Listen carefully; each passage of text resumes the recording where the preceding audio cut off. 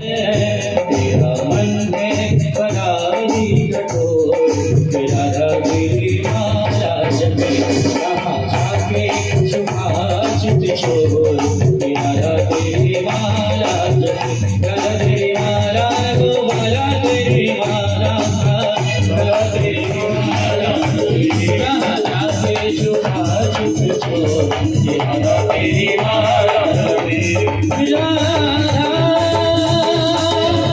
बिहारी लाल की जय, राधा रानी की जय, राज महाराज की जय।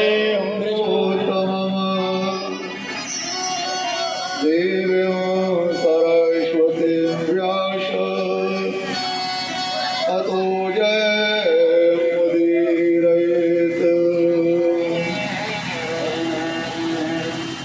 वसुदेव सुतं देवं कंसचाणूरमर्दनं देवकी परमानन्दं कृष्णं वन्दे जगद्गुरुम् मूकं करोति वाचालं पङ्गुं लङ्घयते गिरिं यत्कृपातमहं वन्दे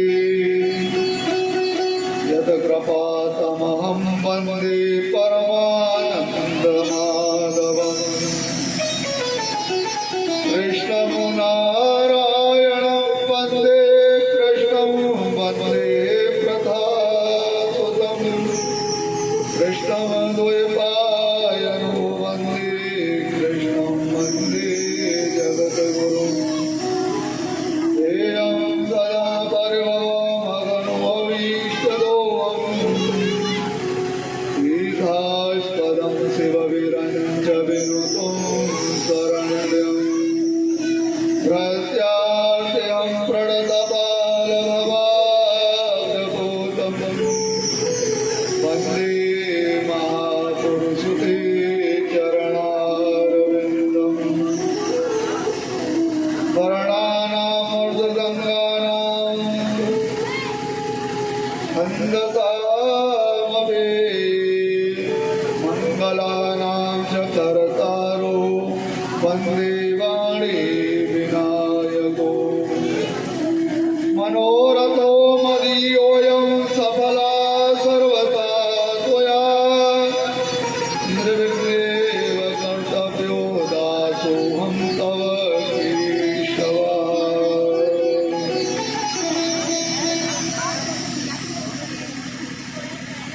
वृंदावन बिहारी लाल की जय, भागवत भगवान की जय। सर्वप्रथम सरदेव गुरु को प्रणाम करूंगा। गुरुदेव महाराज के श्री चरणों में आकर के अपना आशीर्वाद प्रदान करें। ग्राम देवता, क्षेत्र देवता, स्थान देवता सबके श्री चरणों में प्रणाम। आप करके अपना स्नान ग्रहण करें। इनके जो भी पितर देवता हैं इनको भी मेरी तरफ से प्रणाम। आकर के पंडाल के मध्य में अपना स्थान ग्रहण करें। प्रभु की पावन कृपा हुई हमारे ऊपर, अपार करुणा हुई गोविंद की। ये सप्त दिवसीय सागर में गोता लगाने के लिए हम और आप तैयार बैठे हुए हैं। जीवन को सफल बनाने के लिए आज ठाकुर जी ने इन कान रूपी दोनों से भगवान की मंगलमयी कथा श्रवण करने के लिए आज हमें बुलाया है। हम बड़भागी हैं। सर्वप्रथम हनुमान जी महाराज से प्रार्थना करूंगा करके स्नान ग्रहण करें। राघवेंद्र सरकार के श्री चरणों में प्रणाम। लोक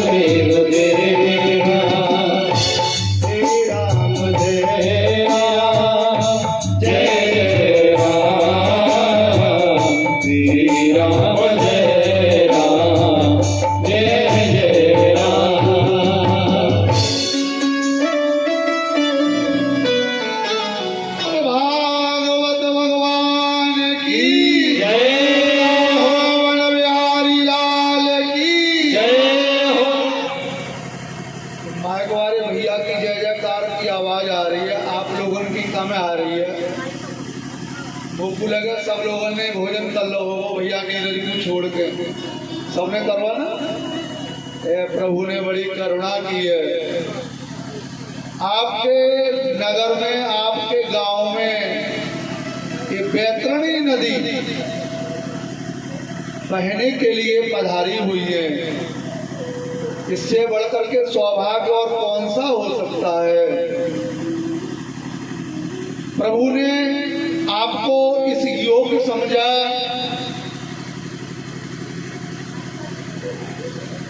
आपके परिश्रम का धन इस महायज्ञ में खर्च करने के लिए आपको नियुक्त किया। कोई तन से सेवा कर रहा है, कोई तन से, कोई मन से। आज इस परिवार के ऊपर मेरे गोविंद की अपार करुणा हुई। ऐसे महायज्ञ में प्रभु ने मौका दिया है।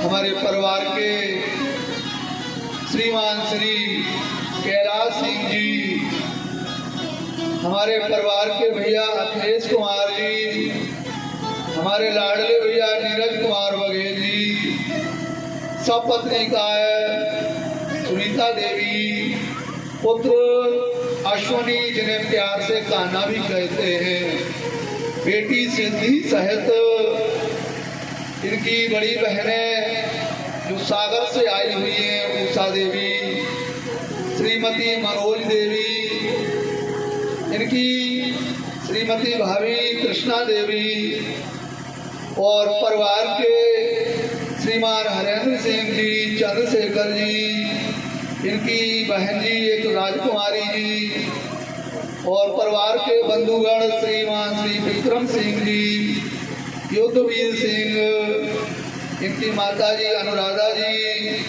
चाचा जी रामजी लाल और मनोदा देवी जी, श्रीमान श्री भानु प्रताप सिंह जी, श्रीमती कमलेश देवी जी, चाचा शैलेंद्र बाबू और चाचा जी तो बड़ी दूर से आए हुए हैं भागवत कथा श्रवण करने के लिए।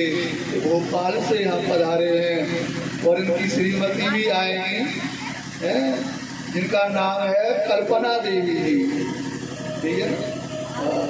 जिन्हें प्यार से चाचा जी को गुंजन जी भी कहते हैं भैया। समस्त इनके बघेल परिवार पर मेरे गोविंद ने अपार करुणा बरसाई है। देखिए शास्त्र कहता है भाग्यो उदेन बहु जन्म समर्ज देना। एक जन्म के भाग्योदय नहीं हुए हमारे, इस परिवार के ऊपर अनेक जन्मों के जब भाग्योदय होते हैं ना, तभी हमें भगवती की कथा श्रवण करने का शुभ अवसर प्रदान होता है।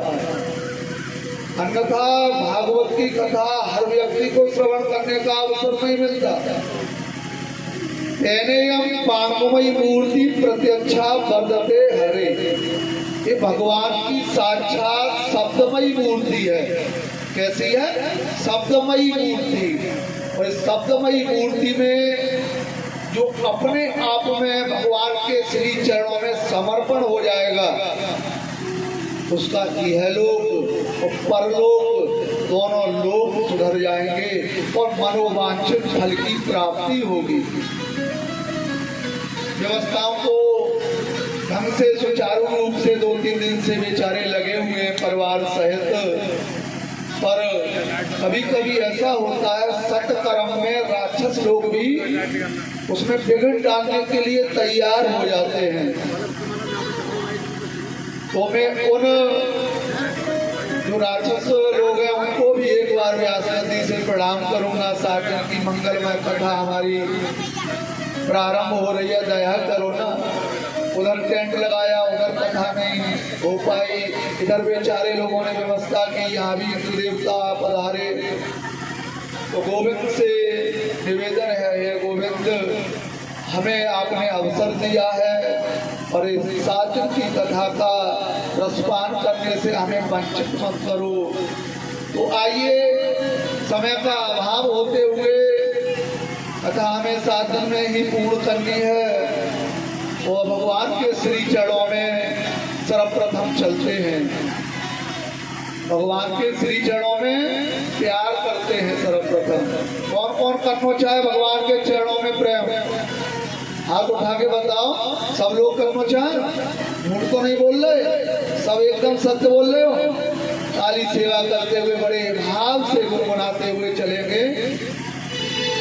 हे बांके बिहारी गिरधारी हो, प्यार तुम्हारे चरणों में। बांके बिहारी गिरधारी हो, प्यार तुम्हारे चरणों में। ओ प्यार तुम्हारे चरणों में, ओ प्यार तुम्हारे चरणों में, ओ प्यार तुम्हारे चरणों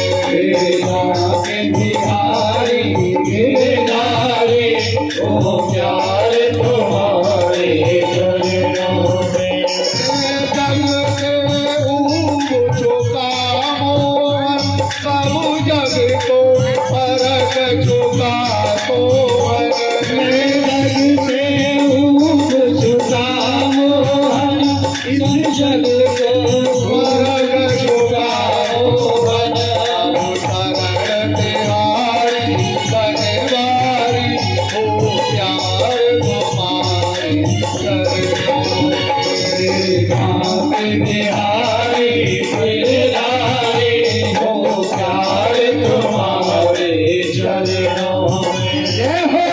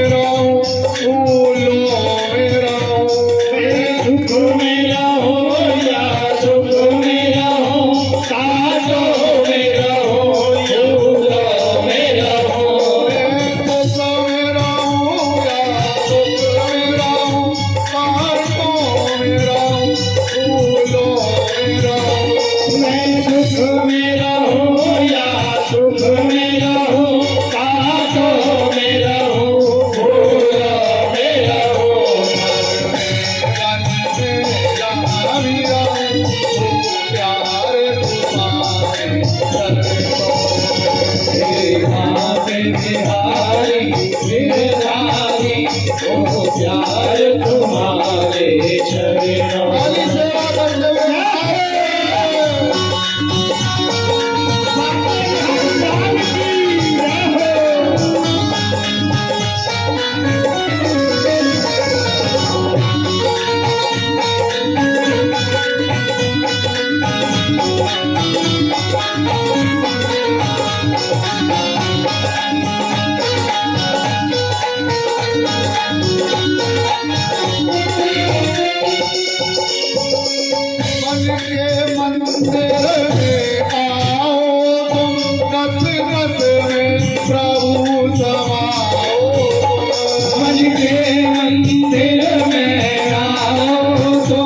नस नस में प्रभु समाओ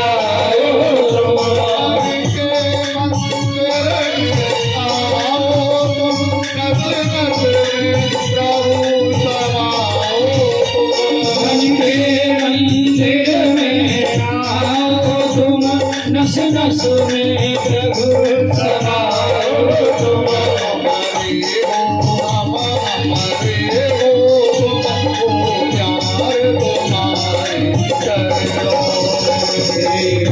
बिहारी गिरधारी ओ प्यार तुम्हारे चरणों में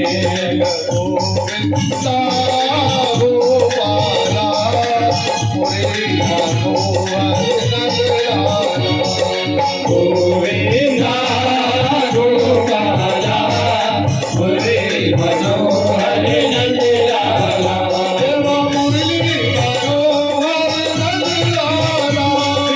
मुरली मनोहर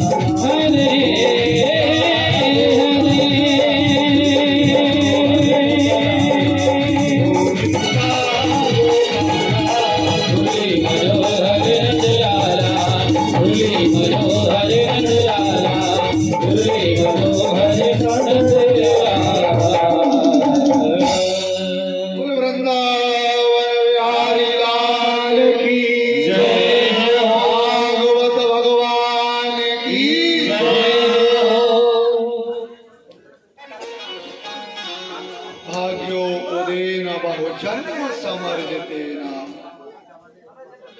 सत्संगम चलवते पुरुषो यदा वै। तेल निकालिए ये सत्संग भागवत रूपी कथा का रस अच्छे से आपको पितरों की कृपा से, भगवत कृपा से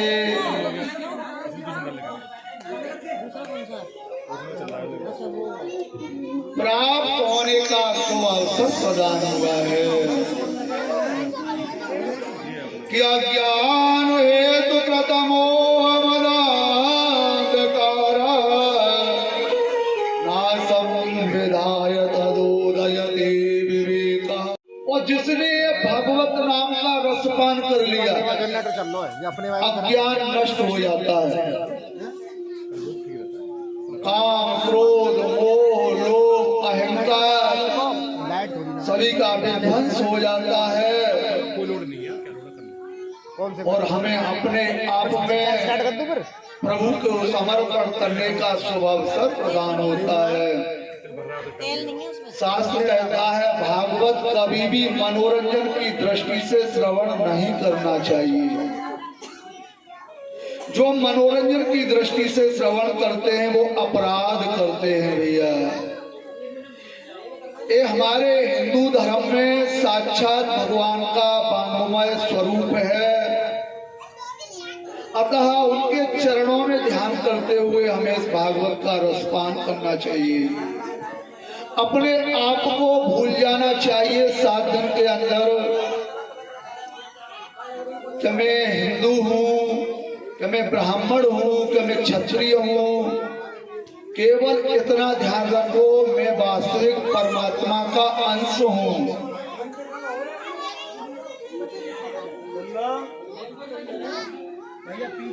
मैं प्रभु का जीव हूँ। मैं कोई पदाधिकारी नहीं हूँ, मैं केवल एक साधारण सहज प्रभु का अंश हूँ, प्रभु का स्वरूप हूँ। ऐसी भावना को रखते हुए काम, क्रोध आदि से रहित होकर के जो इस भगवत पांडाल में भगवान की पावनमयी कथा का रसपान करता है, निश्चित गोविंद उसका मनोरथ पूर्ण करते हैं। अंत में उसे सदगति प्राप्ति होती है। शास्त्र कहते हैं भागवत का एक श्लोक, भागवत का एक पाद, एक चरण जिसने भी अपने कानों से श्रवण कर लिया समझ लो उसके पितर तो मुक्त होते ही हैं, वह भी मुक्त हो जाता है। ये कोई साधारण पोथी नहीं है भैया, ये कोई साधारण ग्रंथ नहीं है। इसी भावना को लेकर के हम तन्मयता के साथ में इस भागवत का रसपान करेंगे। आइए प्रथम अध्याय में हम प्रवेश करते हैं और महाकाव्य के प्रथम अध्याय के प्रथम श्लोक में बड़ा सुंदर श्लोक है, आप भी हमारे साथ में गुनगुनाएंगे। सच्चिदानंद रूपाय विश्वोत्पत्त्यादेतवे तापत्रय विनाशाय श्रीकृष्णाय वयं नमः। एक बार और बोलते हैं, आप लोग भी प्रयास करो कि सच्चिदानंद रूपाय विश्वोत्पत्त्यादिहेतवे तापत्रय विनाशाय श्रीकृष्णाय वयं नमः। शब्द समझ में आ रहे हैं आपके, नहीं आ रहे? आ रहे? सच्चिदानंद रूपाय, हाँ तो हेलो की तो भगवान को सच्चिदानंद स्वरूप माना जाता है। कथा सुन ले भाई, अल्लाह सब ध्यान दो, सत्य चित्त और आनंद, लगा तो देखो हेलोजन। इन तीन शब्दों से भगवान का स्वरूप सच्चिदानंद, संतों ने बताया सच्चिदानंद स्वरूप। अब संतों ने इसकी व्याख्या अपने अपने ढंग से, अपनी अपनी बुद्धिमत्ता से अनेक प्रकार से की है। सत्य यानी मुझ में, तुम में, सब में राम समाया है, यही सत्य है।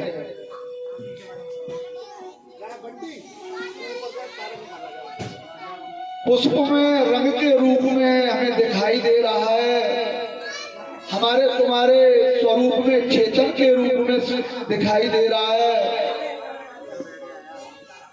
यही सत्य है।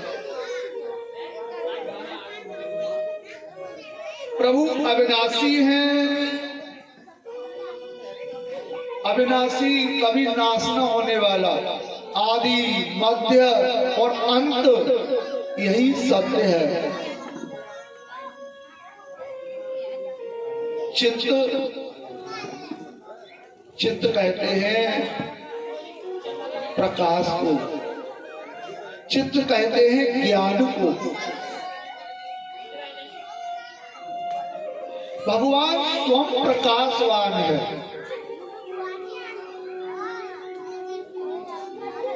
जो स्वयं प्रकाशवान है, जिसकी सत्ता के बिना एक पत्ता नहीं हिल सकता।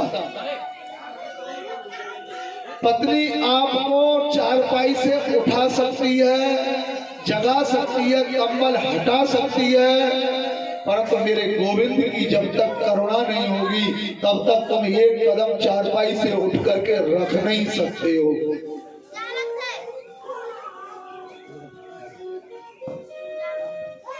स्वयं प्रकाशवान है।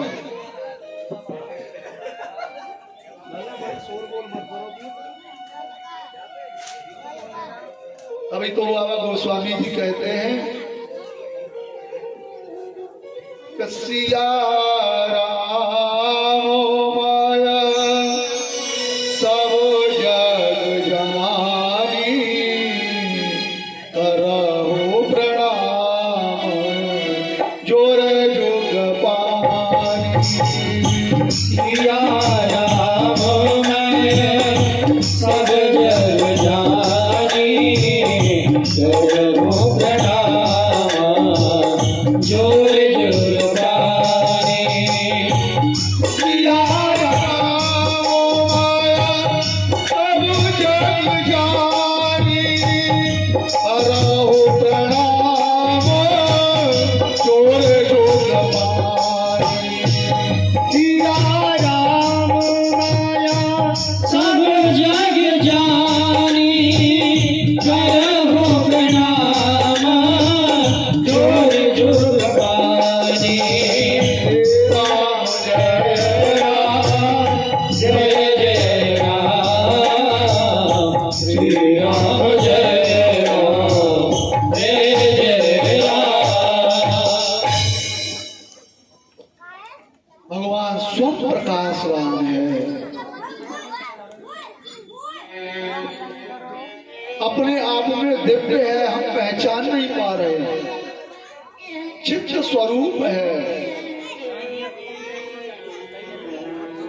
और आनंद की परिभाषा तो अपने आप में बड़ी विलक्षण है। सत्य चित्त आनंद। डल्लब के गद्दे को सोने में आनंद नहीं है, एसी के कमरे में सोने में वो आनंद नहीं है, पिज्जा पिज्जा चाउमीन खाने में वो आनंद नहीं है,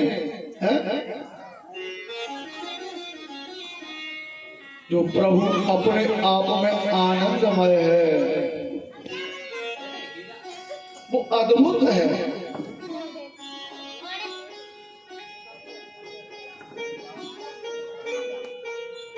नंद घर आनंद भयो जय कन्हैया लाल की। वो ये नहीं कहता यशोदा घर लाल भयो। आनंद भगवान का स्वरूप है। बड़ा आनंद आया। हर शब्द का आपको विलोम मिलेगा, दिन का रात, मूर्ख का विद्वान, शाम का सुबह, परंतु आनंद अपने आप में परिपूर्ण है। आनंद का कोई विलोप नहीं मिलेगा।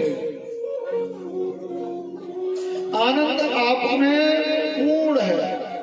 वो कृष्ण आनंद स्वरूप है।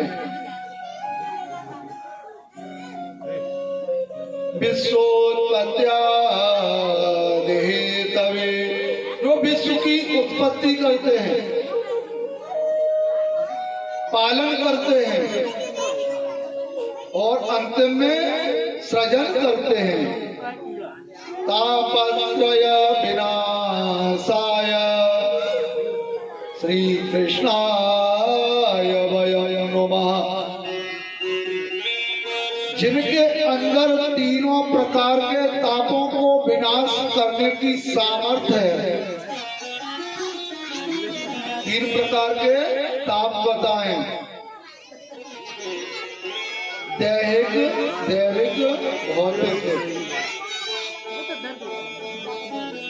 तो शरीर के द्वारा कष्ट होते हैं, दैहिक ताप है। शरीर में कोई रोग लग जाता है। दैवीय आपदाओं के द्वारा जो संताप होते हैं, कष्ट होते हैं, महामारी चल जाती है, कोई बिजली गिरने से कोई विपत्ति आ जाती है,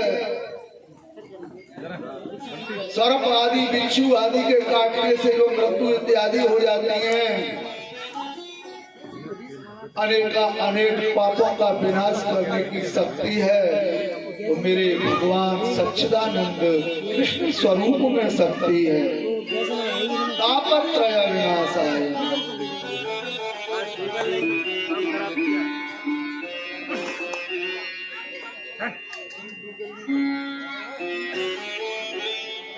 और हम प्रभु की शरणागति में जाने से समय नहीं है हमारे पास में। भागवत कथा श्रवण करने के लिए समय नहीं है हमारे पास में। सारे कार्य करने के लिए समय है। परिवार का भरण पोषण में ऐसे ही जीवन निकालते रहते हैं। कभी हमने अपने आप को ये नहीं सोचा कि वास्तविक हमें करना क्या चाहिए। फिर भी हम दुखी हैं। किसी से पूछा जाए ना, भैया आप कितने सुखी हैं, कितना धन कमा लिया, तो कोई ना कोई आपको दुख फिर भी गिनवा देगा। तो कोई ताना दुखी, कोई माना दुखी, कोई ताना बिना रहे उदास, थोड़े थोड़े सब दुखी, सुखी रहा के दास। इस संसार में सब दुखी हैं। कोई तन से दुखी है, ध्यान दो।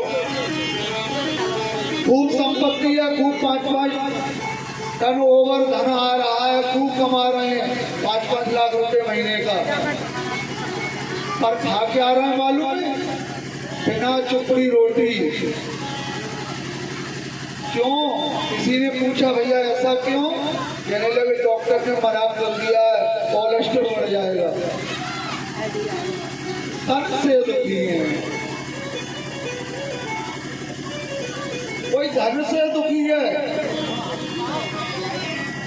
परिवार में 4 बच्चे हैं, पत्नी है, बेचारा परिश्रम करके 200 रुपये कमा करके लाया। पत्नी कहती है राशन लाना है, सब्जी लानी है। बच्चे कहते हैं पापा विद्यालय की फीस भी देनी है, पुस्तक भी देनी है।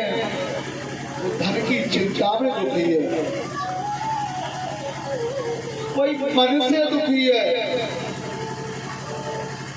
कैसे दुखी है मन से मालूम है? बेटा बड़ा होगा, बड़ा होकर के नाम रोशन करेगा और बेटी की अच्छे परिवार से, अच्छे खानदान से विवाह करूंगा। अब बेटा बड़ा हो गया, माता से पूछा नहीं, पिता से पूछा नहीं, और जाकर के उसने लव मैरिज कर ली, विवाह कर लिया। मन से दुखी है। सारी मेरी जो विचारधाराएं थी उन पर इसने पानी फेर दिया। ये संसार दुखालय है। सबसे ज्यादा सुखी कौन है? बाबा कबीर कहते हैं कि कावेरा साव जग मेरा धन, धनवंता न कोय, धनवंता सोए जानिए, जग राम नाम धन होए। सबसे ज्यादा सुखी है तो भगवान का भक्त सुखी है। कोई चिंता नहीं है, कोई टेंशन नहीं है। बस टेंशन है तो इस बात का है, आज 5 माला का जाप किया मैंने, कल मैं 7 माला का जाप करूंगा। आज थोड़ी सी भगवान की पूजा में विलंब हो गया, कल मैं शीघ्र जगूंगा और जग करके भगवान का सुबह प्रातः काल स्नान करके भगवान का पूजन जल्दी करूंगा। आज विलंब हो गया। इस संसार में कोई ना कोई दुखी है। सर्वप्रथम सुखदेव जी महाराज को दूसरे श्लोक में प्रणाम करते हैं हम। यम प्रवयंतम मनोपेतम पेत कृत्यम द्वैपायनो विरह कातर जुहावा उत्तेजित तन्मय दया तरहो विवेदो तम सर्वभूत हृदय मुनिमानतोऽस्मि।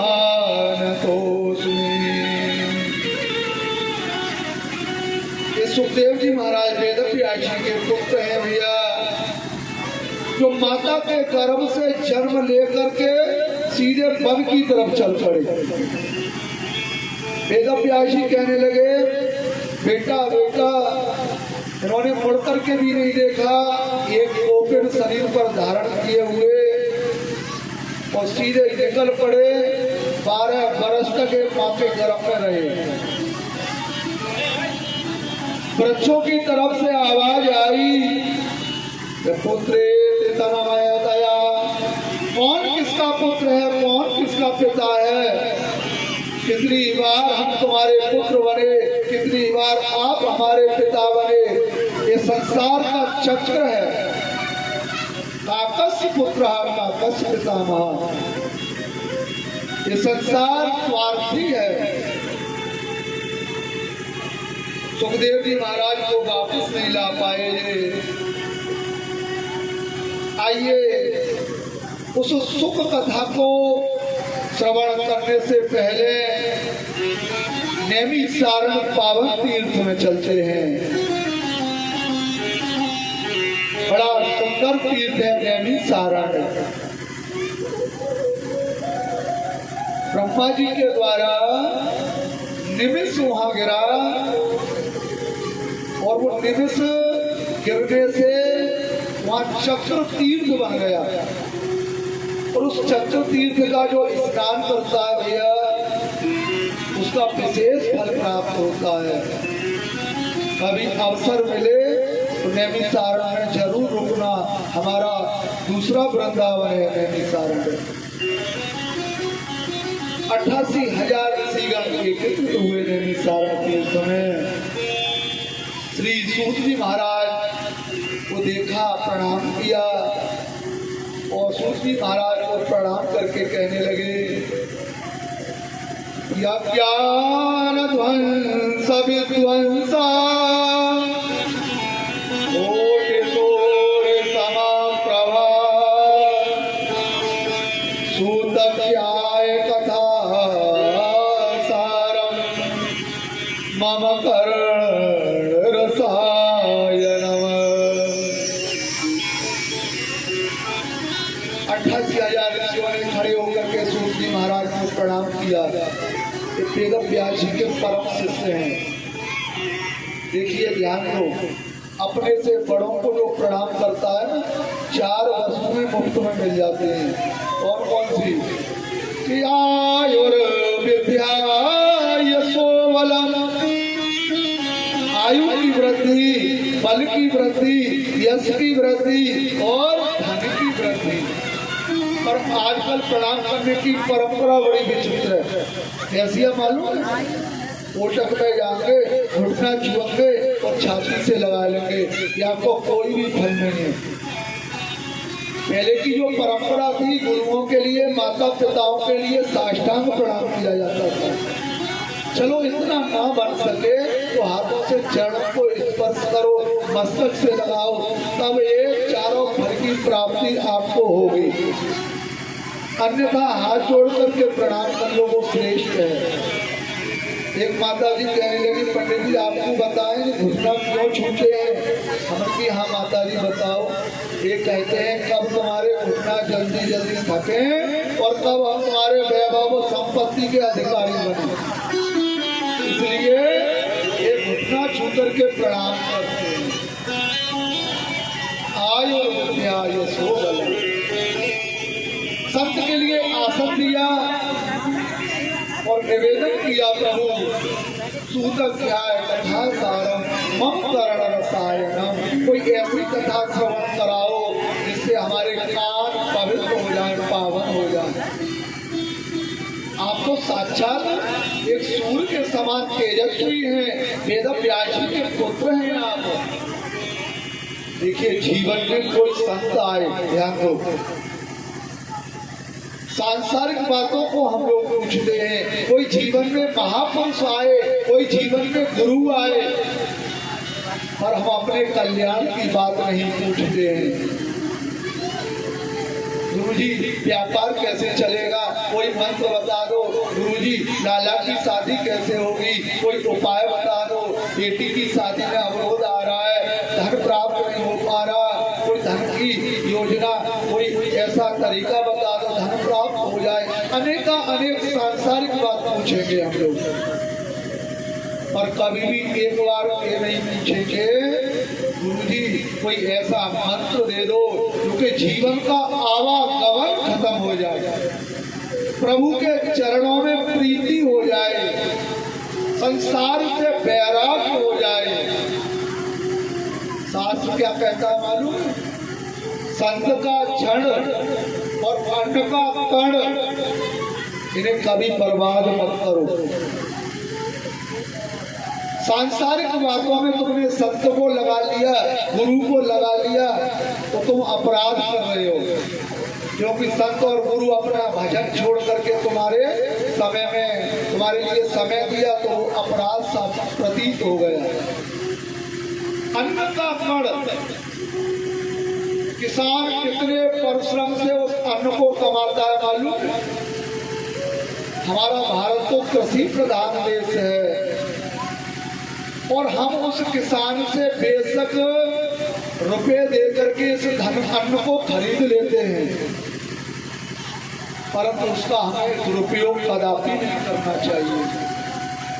हमें एक बात नहीं मालूम, हमारे देश में भी ऐसे ऐसे लोग बैठे हैं जो एक टाइम भोजन करते हैं और एक टाइम पानी पी करके सो जाते हैं। ऐसे ऐसे लोग भी बैठे हैं। थाली में उतना भोजन लो जितना खा सको, व्यर्थ में लाली में मत बहाओ।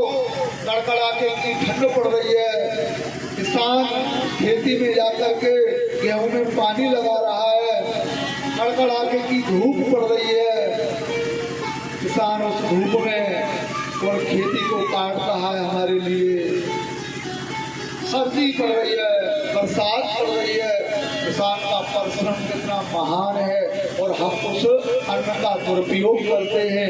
अन्नपूर्णा मैया नाराज हो जाती है। पहले की माताएं जब झाड़ू लगाती थी ना आंगन में, और जब उन्हें अन्न के दाने मिल जाते बीन करके हाथ में ले आती और सानी देने वाला जो पात्र होता है ना, खड़ेरा कहते हैं उसे, उस पात्र में डाल देती। कितना सम्मान था अन्न का। तो संत का क्षण और अन्न का कण कभी बर्बाद मत करो। कहने लगे सूत जी महाराज ऋषियों तुमने सही पूछा, पर मैं पहले स्नान करूंगा, संध्या वंदन करूंगा। संध्या वंदन भैया शास्त्र कहता है जिस घर में संध्या वंदन हो, गोपाल जी की सेवा हो, जिस घर में तुलसी मैया की सेवा हो, वो घर तीर्थमय हो जाता है। और ठाकुर जी की सेवा करना हमारा धर्म ही नहीं अपितु परम धर्म है। एक होता है धर्म और एक होता है परम धर्म। कि ठाकुर सेवा धर्म हमारा आमन दुनियादारी से, ठाकुर सेवा धर्म हमारा आमन दुनियादारी से।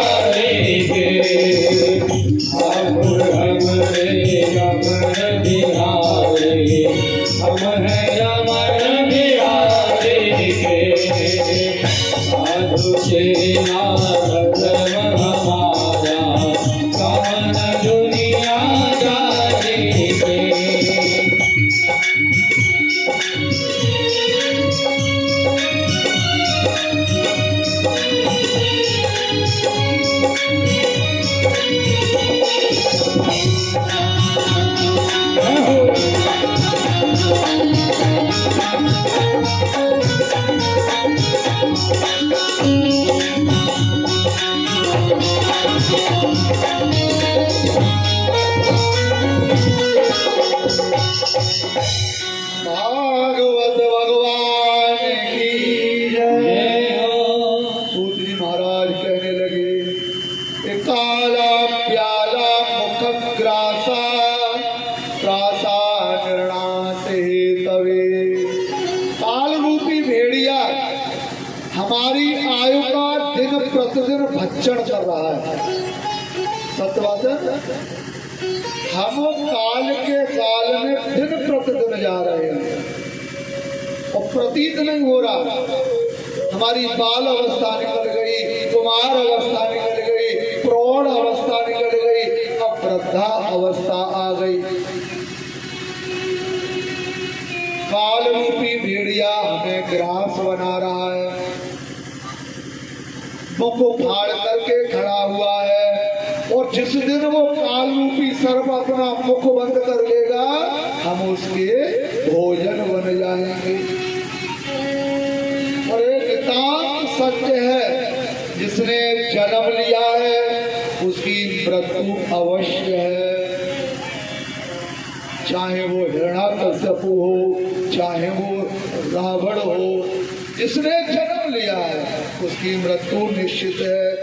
सूत जी महाराज कहने लगे हे ऋषियों तुमने परोपकार की भावना से पूछा और मैं जो आपको कथा श्रवण करा रहा हूँ ये कथा वैकुंठ में भी नहीं है। कि नया वैकुंठ कथा सुधा पगा, ये जो कथा है वो वैकुंठ में भी नहीं है। ये सत्य बात है। वैकुंठ में आपको सुख मिल जाएगा, भोग मिल जाएंगे, परंतु भगवत रूपी कथाओं का रसपान तो पृथ्वी लोक में ही करने को प्राप्त होगा।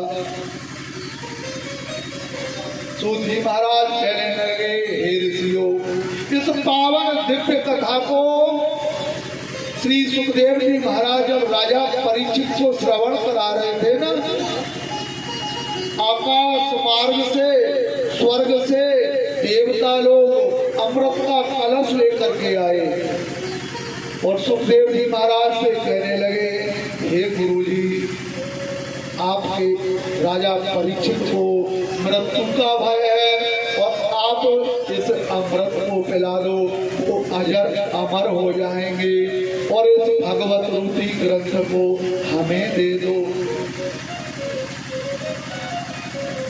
सुखदेव जी महाराज खिलखिला करके हंस पड़े, कहने लगे कि क्व स्वदा क्व कथा लोके क्व कांचा क्व मणिर्महान ब्रह्मरातो विचायेवा तथा देवांजहासः। वह स्वधा, स्वधा कहते हैं अमृत के लिए। कहने लगे सुखदेव जी महाराज कहा तुम्हारा ये अमृत, वह कथा कहा मेरी ये पावन कथा, वह कांचा ये जो अमृत है ना तुम्हारा कांच के समान, और मेरी कथा वह मणिर महान, मेरी कथा तो साक्षात मणि है, मणि। अब बताओ कांच में और मणि में कहीं समानता हो सकती है? तुम तो बड़े ठगिया निकले, और ठगिया ही नहीं, तुम तो महाठग हो। देवताओं को फटकार दिया, देवताओं को बड़ा आश्चर्य हुआ और ब्रह्मलोक में जाकर के तराजू बांधी और उस तराजू पे सारे ग्रंथों को, सारे पुराणों को एक पल्ले में रखा। 12 पुराण, गरुड़ पुराण, मीमांसा, वेद, वेदांत एक पल्ले में रखे और भागवत जी का ग्रंथ भी एक पल्ले में रखा। फिर भी भागवत जी का जो ग्रंथ था नीचा, भागवत जी का जो पल्ला था फिर भी नीचा रहा। तथा देवांजहासः, देवताओं को बड़ा आश्चर्य हुआ। भागवत में इतनी शक्ति है, अमृत पान से भी अधिक शक्ति है। अमृत पान करके जीव मुक्त हो सकता है, अजर अमर हो सकता है, परंतु मेरी भागवत मैया त्रिवेणी जन जन का कल्याण करेगी। एक त्रिवेणी गंगा मैया को भी कहते हैं, वैसे 3 मैया मिलकर के त्रिवेणी बनी है। वो गंगा मैया के पास हमें जाना पड़ेगा स्नान करने के लिए, पर एक वास्तविक भगवती मैया आपके घर में भी आ जाएंगी, मंदिर में भी आ जाएंगी, आश्रम में भी आ जाएंगी। हमें परिश्रम नहीं करना पड़ेगा गंगा तक जाने का। जन जन का कल्याण करेगी। जिसके नाम से इस कथा का संकल्प लेकर के कथा कराई जाएगी वह भी मुक्त हो जाएगा, मरने के बाद भी वह मुक्त हो जाएगा। संकल्प लेकर के जिसके नाम से पावन कथा कराई जाए, कथा साक्षात अमृत है। क्या भक्ताश विद्याया ना ददौ सा कथामृतम् श्रीमद् भागवती वार्ता पुराणामपि दुर्लभम्। आज देवता लोग अमृत का कलश लेकर के वहां जाते हैं और कहते हैं भागवत में इतनी भारी शक्ति है कि भागवत कोई साधारण ग्रंथ नहीं है, भगवान का प्रत्यक्ष कृष्णमयी पावन कथा है।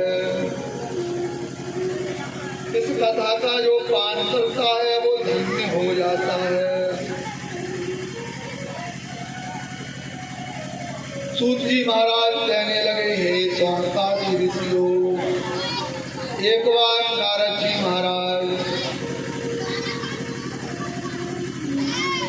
पीड़ा वादन करते हुए भद्रकाश्रम में पहुंचे तो श्रीमन नारायण नारायण नारायण श्रीमन नारायण नारायण नारायण श्रीमन नारायण नारायण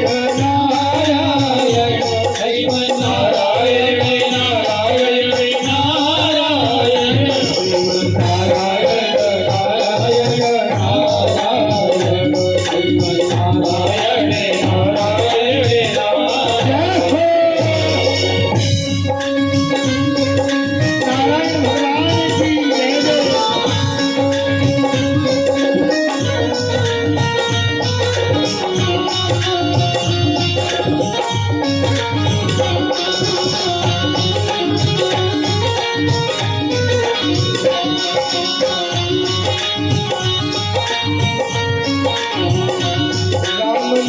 भगवान की जय राम नारायण नारायण नारायण राम नारायण नारायण नारायण राम नारायण नारायण नारायण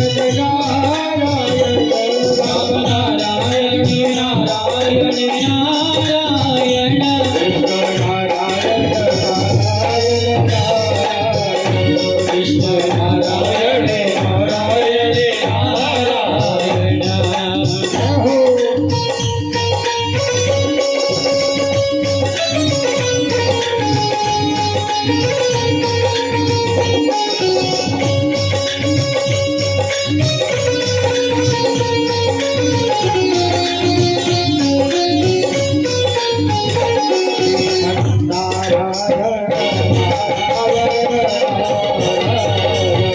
श्रीमन नारायण नारायण नारायण श्रीमन नारायण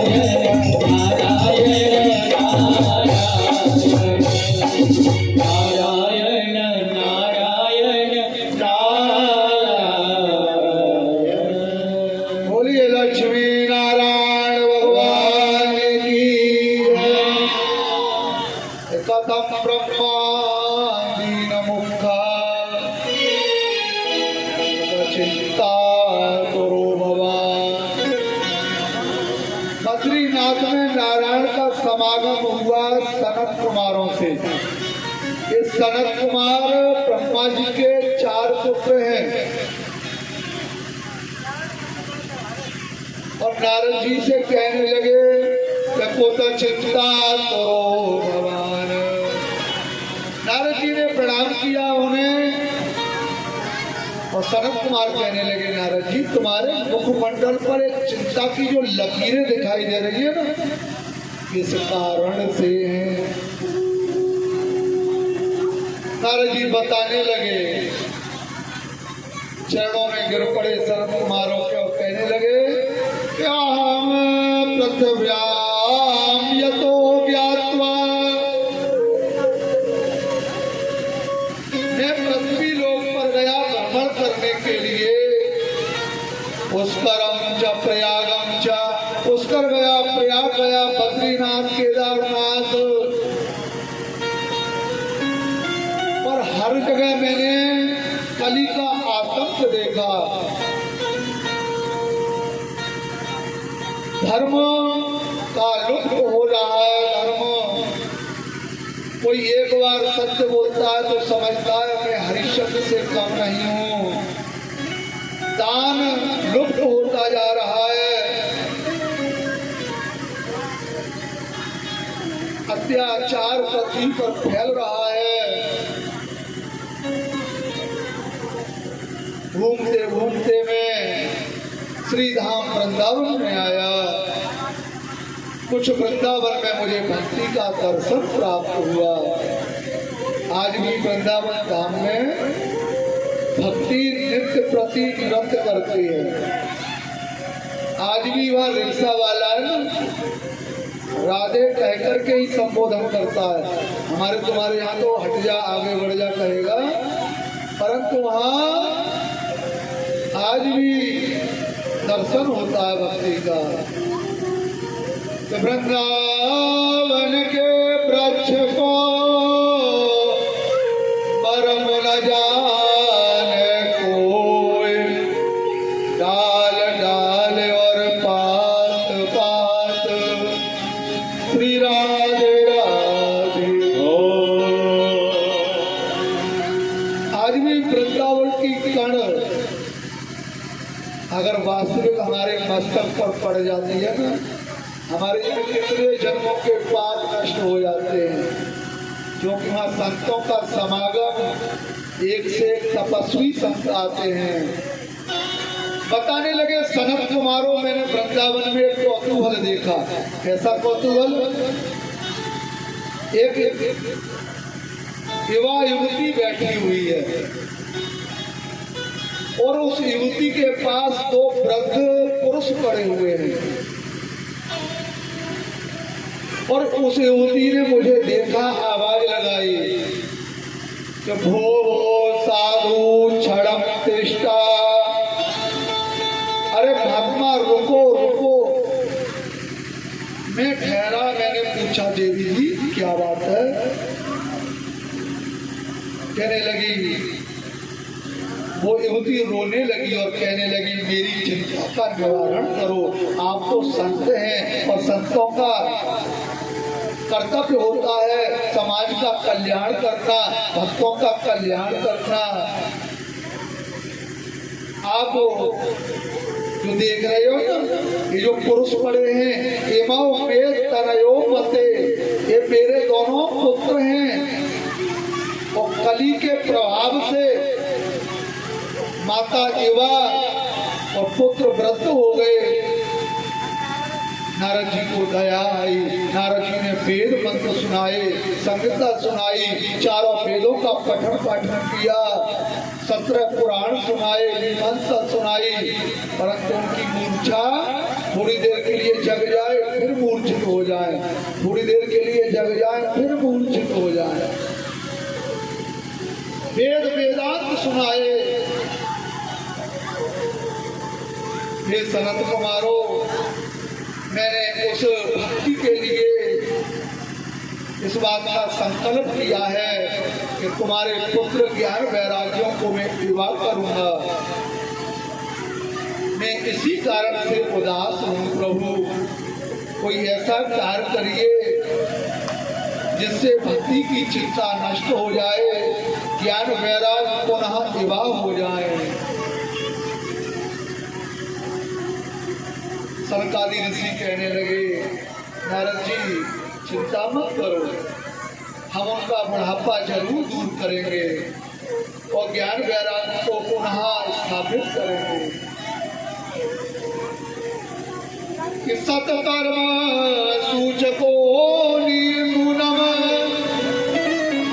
ज्ञान यज्ञ स्मृतभो बुधौ श्रीमद्भागवतम लाभा साधु गीता सुखावली।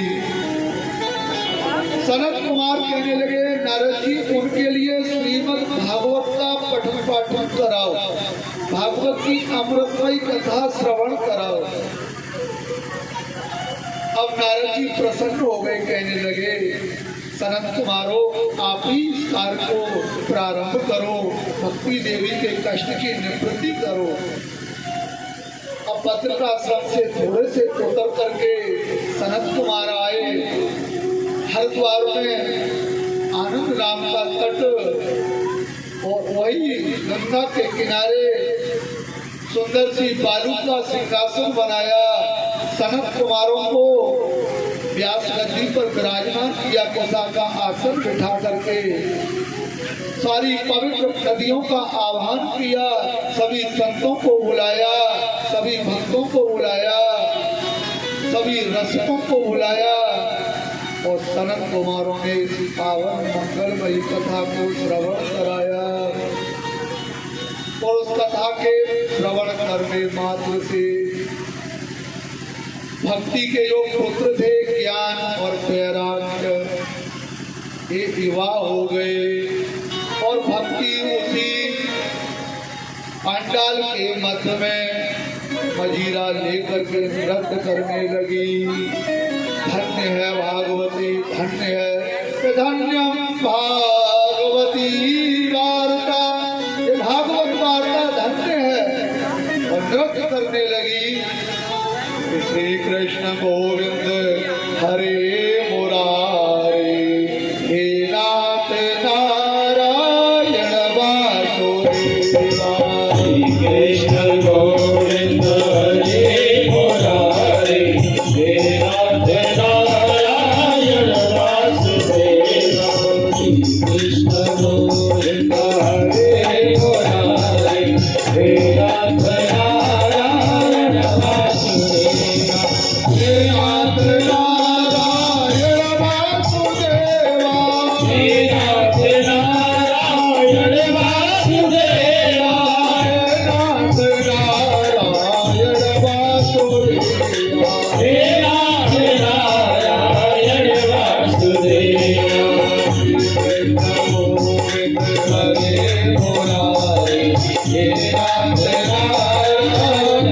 वासुदेवा श्री कृष्ण गोविंद हरे मुरारे हे नाथ नारायण वासुदेवा बिहारी लाल की जय हो।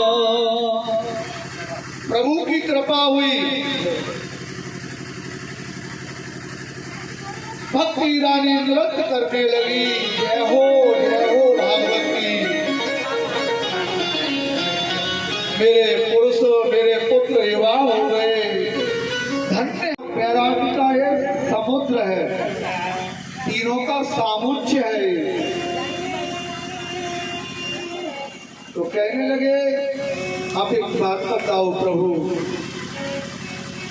भक्ति का उद्धार हुआ इस भागवत ग्रंथ को श्रवण करने से, कोई पापी जीव का भी उद्धार हुआ है? अगर हुआ हो तो बताइए ना। सूत जी महाराज कहने लगे, हे सौनकादि ऋषियों, एकात्म देव नाम के ब्राह्मण थे, और ब्राह्मण ऐसे वैसे नहीं थे, ये वेद विशारद, यानी वेद वेदांत को जानने वाले, सर्व वेद विशारद, कंठस्थ वेद के लिए सर्व सुख थे आत्मदेव को, परंतु संतान नहीं थी। इनकी पत्नी का नाम धुंधली था। अब जैसा धुंधली का नाम था वैसा ही उसके गुण थे, यथा नाम तथा गुण। जब तक पड़ोस से डंडा ना बज जाए, पड़ोसी से कहा सुनी प्रतिदिन ना हो जाए, तब तक उसका भोजन नहीं पचता था। कभी इसकी चुगली करना, कभी उसकी चुगली करना, ये उसका धंधा था, उसका कार्य था। उसके विपरीत ब्राह्मण देवता बड़े सरल स्वभाव के थे, बड़े सहज थे, और सर्व वेद विशारद, सभी वेद वेदांतों से युक्त थे, बड़े ज्ञान प्रचंड विद्वान थे। परंतु इनकी कोई संतान नहीं थी। तो एक दिन संतान की प्राप्ति न होने के कारण आज तालाब पर अपने जीवन को प्राणांत करने के लिए पहुंच गए। कहने लगे ऐसे जीवन का क्या रहस्य, ऐसे जीवन का क्या रखना। आज तालाब पर अपना प्राणांत करने के लिए जैसे ही तैयार हुए, एक सन्यासी बाबा आए, और सन्यासी संत कहने लगे, कथम रोदसी विप्रा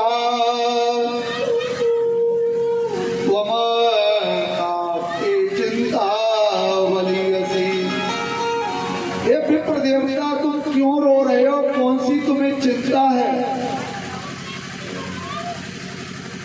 कहने लगे, महाराज मेरे कोई संतान नहीं है, और तुम अब यहाँ से चले जाओ। मैं अपना प्राणांत इस तालाब में कूद करके अपने शरीर को यहाँ शांत करता हूँ।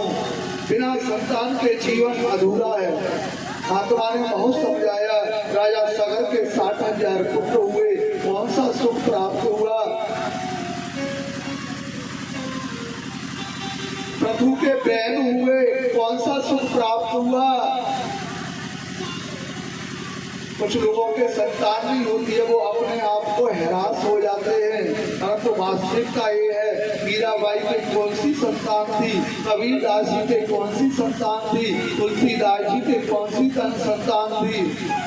जीवन में ऐसा कर्म करके चलो जिसे लोग हमें परसों याद करें, परसों तक याद करें। अच्छा, संतान से क्या होता है? हमारे कुल की वृद्धि होती है।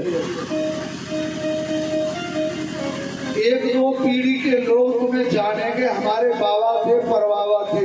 3 पीढ़ी के बाद लोग जानना, नाम लेना भी भूल जाएंगे।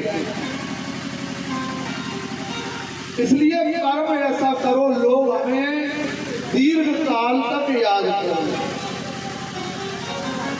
कहने लगे मैं अपना प्राणार्पण कर देता हूँ। ठीक है, जीवनम प्रजाहीनम, बिना प्रजा के ये जीवन धिक्कार है।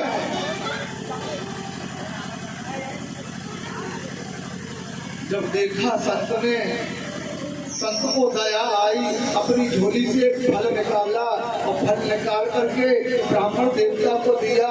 कहने लगे जाओ अपनी पत्नी से कह देना इस फल को भक्षण कर ले, भगवत कृपा हो जाए तुम्हारे संतान हो जाएगी। ऐसे तो 7 जन्म तक संतान नहीं है, परंतु तुम विशेष प्रभु से आग्रह कर रहे हो, विशेष तो आपके फल के द्वारा आपकी पत्नी गर्भवती हो जाएगी। आप इस फल को अपनी पत्नी को खिला देना। कुछ नियम बताए, इन नियमों का पालन करें।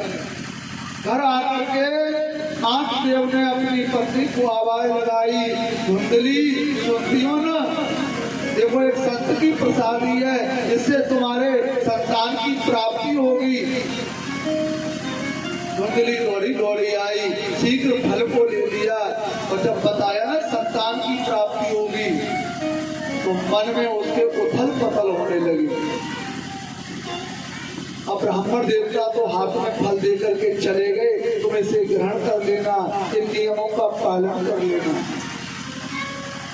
अब अपने घर में बैठ करके विचारों में उथल पथल होने लगी, फल खा लूंगी, गर्भवती हो जाऊंगी, नगर में गांव में अग्नि लग जाएगी, प्राणों की रक्षा नहीं कर पाऊंगी, भाग नहीं पाऊंगी, भोजन नहीं कर पाऊंगी, प्रसव पीड़ा का मुझे कष्ट होगा, संतान को मुझे पालना पड़ेगा। अनेक विचार उसके उथल पुथल होने लगे। पड़ोसिन आई, पड़ोसिन आकर के कहने लगी बहन क्या बात है, ब्राह्मण देवता ने फल दिया है और कह रहे हैं कि आप गर्भवती हो जाओगे, आप फल ग्रहण कर लो। पड़ोसिन कहने लगी तो शीघ्र खा लो ना। कहने लगी बहन तुम कह रहे हो खा लो, घर में चोर आ गए हैं और मुझे मारने लगे तो मेरा प्राणांत हो जाएगा, गर्भवती शिशु की मैं रक्षा भी नहीं कर पाऊंगी। इतने में छोटी बहन आ जाती है और छोटी बहन कहती है अरे बहन किस बात की चिंता करती हो, मैं गर्भवती हूँ और चिंता मत करो, मुझे कुछ धन दे देना और मेरे गर्भ में जो शिशु पल रहा है ना मैं आपको प्रदान करूंगी। भोले वाले ब्राह्मण और एक ब्राह्मणी ने उन्हें बहकाना शुरू कर दिया, अपने पेट से वस्त्र आदि लपेटना प्रारंभ कर दिया और उस फल की परीक्षा लेने के लिए उस फल को गाय के लिए खिलवा दिया। सूचना दी धुंधली ने मैं गर्भवती हूँ। ब्राह्मण देवता बड़े प्रसन्न हुए, पितरों की बड़ी कृपा है, पत्नी गर्भवती है। कुछ दिन बाद सूचना मिली आपकी ये गाय वो गाय भी गर्भवती है। ब्राह्मण देवता का खुशी का ठिकाना नहीं रहा, धन्य है ये मेरे जीवन की खुशी, मेरी गाय भी गर्भवती हो गई, पत्नी भी गर्भवती हो गई। समय आने पर बहन के जब बच्चा हुआ ला करके धुंधली को दिया, धुंधली ने कुछ धन दे दिया और ब्राह्मण को कहने लगी मेरे संतान की मुझे प्राप्ति हो गई। ब्राह्मण ने ब्राह्मणों को बुला करके जातकर संस्कार आदि कराए। प्रभु की कृपा से नामकरण हुआ। धुंधली कहने लगी मैं अपने पुत्र का नाम स्वम रखूंगी। जैसा स्वम का नाम था वैसा ही पुत्र का नाम धुंधकारी रख दिया। भगवान की प्रेरणा से 3 माह के पश्चात गाय के भी एक पुत्र पैदा हुआ। सर्वांग सुंदर दिव्य पुत्र है, सर्वांग है, सुंदर है, पर उसके जो कान थे ना वो केवल गाय के समान थे।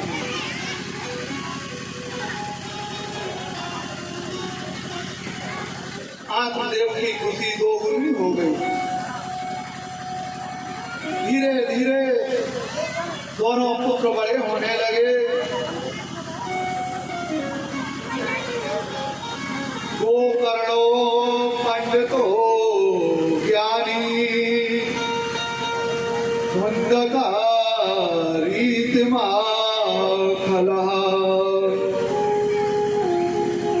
धीरे धीरे युवावस्था को प्राप्त हुए और गोकर्ण महाराज जी तो बहुत बड़े संत बन गए और धुंधकारी सबसे बड़ा दुष्ट निकला। इतना दुष्ट निकला, किसी के घर में आग लगा दे, किसी के खेलते हुए बच्चों को पकड़े कुआं में डाल दे, किसी की पशु को चुरा करके ले जाए। और गोकर्ण महाराज भगवान की भक्ति में लगे रहते थे। आत्मदेव जितने प्रसन्न थे उतने ही अब दुखी होने लगे। ऐसी संतान की मैंने कामना की और ये धुंधकारी को महाखल निकला, महादुष्ट निकला। गोकर्ण जी महाराज आए और आकर के कहने लगे, प्रभु, पिताजी को प्रणाम किया और कहने लगे, पिताजी देहाश्रमान रोदरे विमतं त्यज्यत्वम। ये शरीर देव मास का रुद्र का पिंड है और एक दिन यही पिंड मिट्टी में मिल जाएगा। और क्यों ना इस मानव जीवन को महान बनाने के लिए पिताजी तुम जंगल में जाकर के भगवत आराधना करो। गोकर्ण की बात को मान करके आज आत्मदेव महाराज निकल पड़े जंगल की तरफ। अब तो धुंधकारी और स्वतंत्र हो गया, माँ को पीटने लगा, घर का जो धन था उसे भी चुरा करके लड़काओं को पैसियां को देने लगा। एक दिन माँ भी दुखी होकर के कुएं में गिर पड़ी, माँ का शरीर शांत हो गया। गोकर्ण जी महाराज उसके आतंक को देख करके घर त्याग करके तीर्थ यात्रा पर निकल पड़े। अतः एक दिन धुंधकारी ने एक राजा के घर चोरी की ली। राजमहल के कोषागार से धन चुरा करके जब वेश्याओं के समीप आया, वेश्या ने वो धन का हरण कर लिया और मन में विचार करने लगी, राजा को मालूम पड़ेगा, राजा प्राण दंड हमें भी देगा, अतः इसलिए इसका ही प्राणांत क्यों न कर दें। पांचों वेश्याओं ने इकट्ठे होकर के धुंधकारी को मारा और उसके सहज प्राण नहीं निकले। जलती हुई लकड़ी उसके मुख में डाली, तब कहीं जाकर के उसके प्राणांत हुआ। एक दिन घूमते घामते धुंधकारी का प्राणांत हो गया और वो अपने कर्म के कारण प्रेत योनि में गया। एक दिन गोकर्ण महाराज घूमते घामते गांव में पधारे। रात्रि में अपने घर पर सफाई करके विश्राम करने लग गए।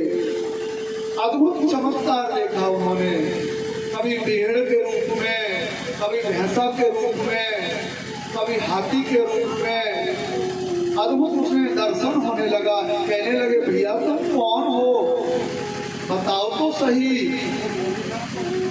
कि अहम भ्राता त्वदीयस्मि, तुम्हारा भाई हूँ और अपने कर्म के कारण मैं प्रेत योनि में गया हूँ। प्रभु भैया मेरी मुक्ति करो ना।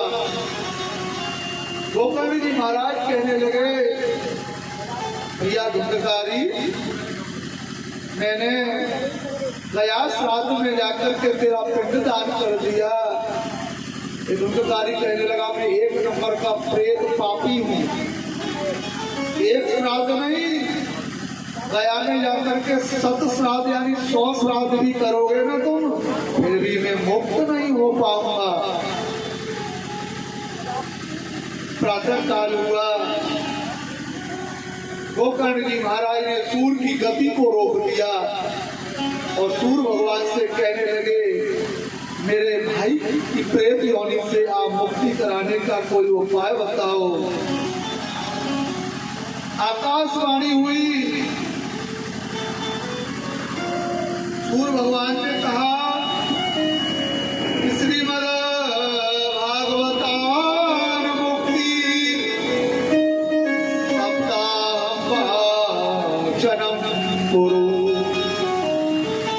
आकाश से सूर्य भगवान की तरफ से आकाशवाणी हुई,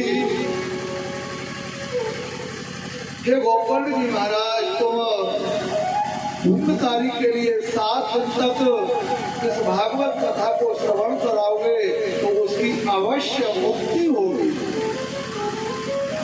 गोकर्ण जी महाराज ने वैष्णव ब्राह्मण का नियुक्ति करके विधिवत रूप से आसन लगा करके भगवत कृपा से धूमतारी का आह्वान किया। 7 गांठ का एक बांस ला करके धूमतारी का आह्वान किया, भैया तुम यहाँ आकर के बैठ जाओ, निरंतर इस 7 दिन की कथा का रसपान करो। भगवत कृपा से उस पावनमयी कथा के द्वारा एक दिन में एक बांस की गांठ फट जाए, 2 दिन में 2 दिन की गांठ, 7 दिन तक निरंतर 7 गांठ फट गई। अंतिम में धुंधकारी मुक्त हुआ। धुंधकारी के लिए भगवान के पार्षद अपना विमान लेकर के आए। अब जब विमान लेकर के जब जाने लगे तो वहां पर जितने भी वक्ता थे ना, वक्ता लोग कहने लगे, भैया कथा तो हमने भी सुनी है, परंतु फल विभेद है ना, फल में विभेद कैसे है? फल तो एक जैसा होना चाहिए ना। धुंधकारी ने कथा सुनी, हमने भी सुनी है, आप इनके लिए विमान लेकर के आए, हमारे लिए कुछ भी नहीं लाए, ये फल विभेद है ना, फल क्यों ऐसा, फल में विभेद क्यों? गोकर्ण जी ने पुनः कथा का आयोजन किया। कहने लगे, तुमने एकाग्रचित होकर के कथा श्रवण नहीं की, जैसे एकाग्रचित होकर के धुंधकारी ने इस कथा का श्रवण किया, आपने एकाग्रचित होकर के कथा श्रवण नहीं की। पुनः कथा श्रवण की। सभी श्रोताओं के लिए भगवान के पार्षद नाना प्रकार के विमान लेकर के आए। सभी श्रोता इस विमान में बैठ करके और इस भागवत का जय जयकार करते हुए परम धाम को पधारे। जय भागवत भगवान की जय, व्यासी महाराज की जय, हरि महाराज की जय हो। तो ज्ञानी गंगा नहाए ले प्यारे मना, ज्ञानी गंगा नहाए ले प्यारे मना, ज्ञानी गंगा नहाए ले प्यारे मना, ज्ञानी गंगा नहाए ले प्यारे मना, प्यारे मना, प्यारे मना, प्यारे मना, प्यारे मना, हमें गोता लगाए ले प्यारे मना, हमें गोता लगाए ले प्यारे मना, हमें गोता लगाए ले प्यारे मना, हमें गोता लगाए ले प्यारे मना, ज्ञानी गंगा नहाए ले प्यारे मना, ओ ज्ञानी गंगा नहाए ले प्यारे मना।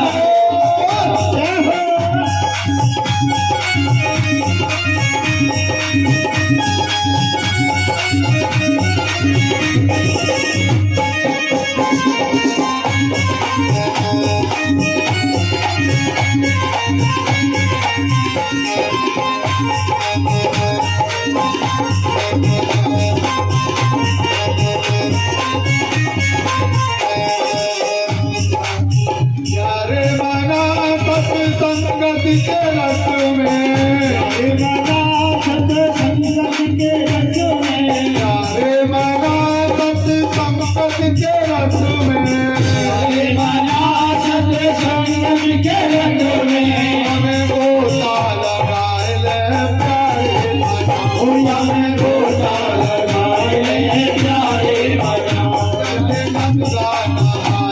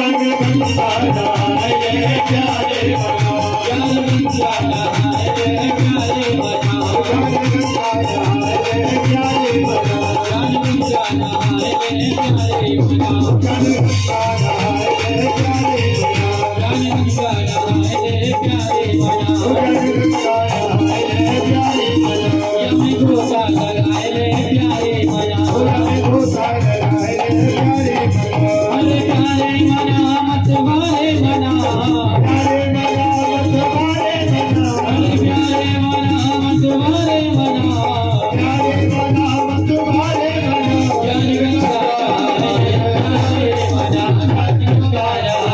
प्यारे बनाओ ज्ञान गंगा नहाए रे प्यारे बनाओ ज्ञान गंगा नहाए रे प्यारे बनाओ ज्ञान गंगा नहाए रे प्यारे बनाओ बोल भागवत भगवान की जय हो से अपना बनाया है बनाओ मेरी राधा रानी का जिसने गाया है आओ मेरी राधा रानी का जिसने गाया है काशी बिहारी ने उसे अपना बनाया है काशी बिहारी ने उसे अपना बनाया